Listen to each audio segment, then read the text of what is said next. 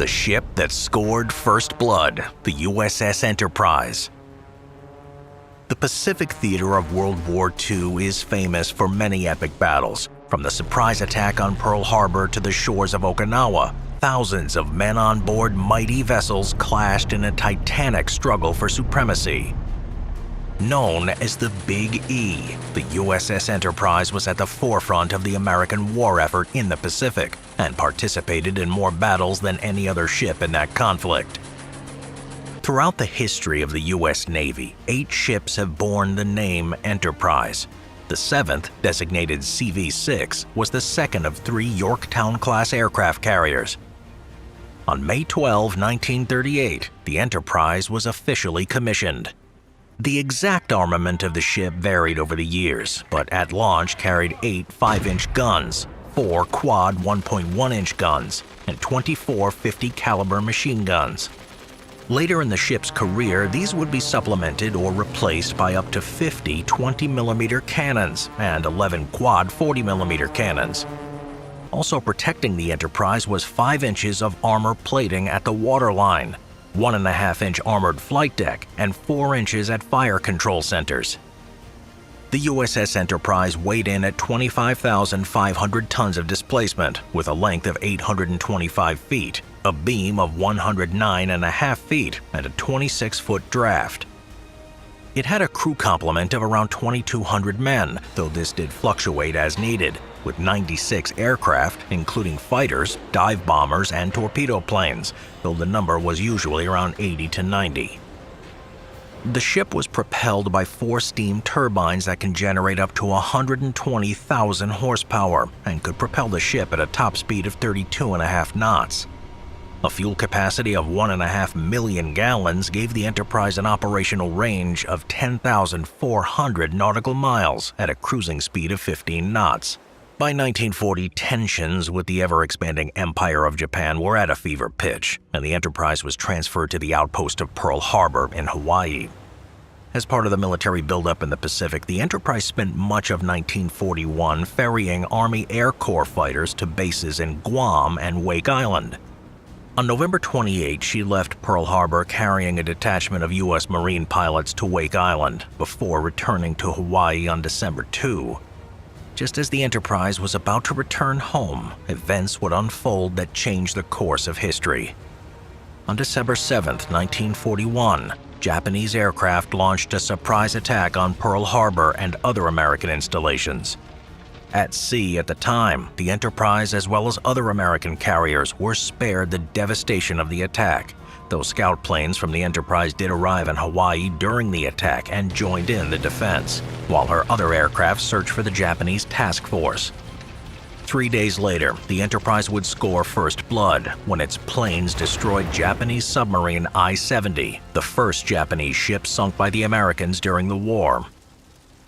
After providing escort for a supply convoy to Samoa, the Enterprise launched a number of raids against Japanese installations in the Marshall Islands, sinking or damaging a number of ships.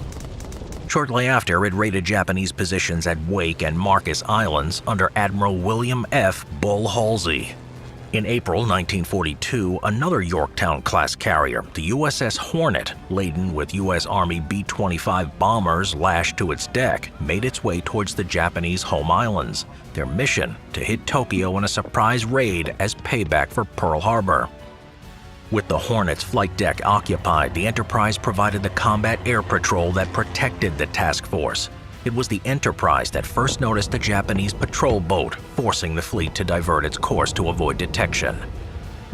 When another patrol boat was spotted, the decision was made to launch the bombers by Admiral Halsey, who was using the Enterprise as his flagship. Colonel James Doolittle and the rest of his crews took off from the Hornet, nearly twice the distance previously anticipated from their targets. Once the bombers lifted off, the Enterprise and the rest of the task force broke off and made their way back to Pearl Harbor. Less than a week after arriving, the Enterprise sailed out again, making full speed towards the ongoing Battle of Coral Sea. There, other American carriers, including the Lexington and the Enterprise's sister ship Yorktown, were engaging the Japanese, though the Enterprise arrived too late for the battle and turned back. In May, preparations were made to blunt an expected Japanese thrust towards the strategically vital island of Midway. Joined by the Hornet and the Yorktown, along with supporting ships, the Enterprise engaged the Japanese fleet in one of the most decisive naval battles in history. At the Battle of Midway, planes from the Enterprise sank 2 Japanese carriers and helped in the sinking of a third. The Japanese would lose 4 carriers that day, though the Yorktown would also be sunk. After a month-long overhaul, the Enterprise steamed towards the South Pacific. She provided cover for the amphibious landings at Guadalcanal in the Solomon Islands. While there, a Japanese fleet was spotted, and the Enterprise and other American ships raced to engage. Between August 24 to 25, the Battle of the Eastern Solomons, the Japanese lost a light carrier, though the Enterprise received 3 bomb hits, killing 44 and wounding 75. Thanks to the capable damage control parties, the damage was contained and she was able to continue operations. Returning to Pearl for repairs, the Enterprise was back in action by that autumn and participated in the Battle of Santa Cruz on October 25th to the 27th. Once again damaged, she still remained afloat and took on planes from the sinking USS Hornet. In spite of its damage, the Enterprise was the last operational carrier in the Pacific Fleet. Repaired while underway, the Enterprise participated in the naval battle of Guadalcanal and the Battle of Rennell Island. In the spring of 1943, the Enterprise was outfitted with anti-torpedo blisters along the hull. Enterprise spent the rest of the year raiding Japanese installations, sinking many ships, and supporting numerous amphibious landings. In 1944, American forces invaded the Marianas, prompting the Japanese to attempt to disrupt operations. At the Battle of the Philippine Sea, pilots from the Enterprise, along with a number of other carriers, shot down hundreds of Japanese planes, crippling Japan's naval aviation for the rest of the war. The Enterprise then participated in the Battle of Leyte Gulf, the largest naval battle in history, where her aircraft struck at all 3 prongs of the Japanese effort to disrupt the landings at the Philippines. That winter, Enterprise was overhauled again, and her air crews were trained for night ops, making it the only ship capable of night operations. In February of 1945, her air group participated in raids on Tokyo before she sped south to support the invasion of Iwo Jima. After operations there concluded, she once again launched attacks on the Japanese home islands before covering the landings on Okinawa. During this operation, Enterprise was crippled after being hit by a pair of kamikazes, the second of which caused the forward elevator to launch 400 feet into the air. This damage forced the Enterprise to return to port for repairs, and the war ended before she could return to action. Enterprise then spent the next few months ferrying servicemen back home from Pearl Harbor before being transferred to the Atlantic, where she also ferried personnel back from the war in Europe. With no longer any need for her service, the Enterprise was decommissioned in 1947. In spite of efforts to save the ship as a museum, funding proved insufficient, and in 1958 the Enterprise was scrapped. Over the course of her service, the Enterprise became the most decorated ship in American history, earning 20 battle stars, was the first aircraft carrier to earn the Presidential Unit Citation and the Naval Unit Commendation. Its air crews shot down 911 enemy planes and sunk 71 ships and damaged scores more. In spite of being scrapped, the Enterprise's legacy lived on. In 1961, another carrier, CVN-65, was commissioned, the world's first nuclear-powered aircraft carrier. It served until its decommissioning in 2017. Another carrier, designated CVN-80, will also bear that name and is scheduled to launch in 2025. There is another legacy of CV-6. In 1966, TV creator Gene Roddenberry needed a name for a ship to boldly go where no man has gone before. He could think of no better name than USS Enterprise. Japanese aircraft carrier Shokaku. The Second World War ushered in a new era of technological advances, especially in the realm of naval combat. For the first time in history, ships did not actually need to see one another in order to engage in battle. A new type of ship, the aircraft carrier, became the mainstay of naval forces around the world, and the carrier Shokaku was at the center of Japanese strategy for the Pacific Theater. In the 1920s, Japan was a signatory of the Washington Naval Treaty, which was designed to limit the size and number of large capital ships able to be produced. As Imperial Japan adopted more expansionist policies, it could no longer abide by the restriction the treaty put in place, and in 1936, Japan left the treaty.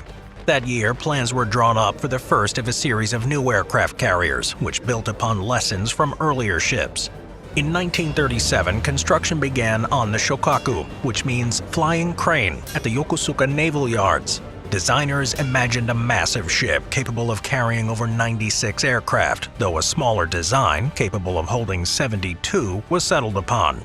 A year later, her sister ship Zuikaku, or Lucky Crane, would also be launched, the only two of the class to be constructed. When finished, the Shokaku weighed in at 25,600 tons of displacement, with a length of 845 feet, a beam of 85 feet, and a height of 29 feet. She had a crew of 1,660 men and could carry 72 aircraft, including fighters, dive bombers, and torpedo planes, with enough spare parts for 12 more stored in 2 hangars. The Shokaku was propelled at a top speed of 34 knots by 4 Kampan steam turbines, capable of generating 160,000 horsepower. With a full fuel load of 3,500 tons, it had an operational range of 7,700 nautical miles, while maintaining a cruising speed of 17 knots. The Shokaku was armed with 8 twin mounts of 5-inch guns, as well as 36 25mm anti-aircraft cannons. This number would expand to 96 25mm cannons in 1944.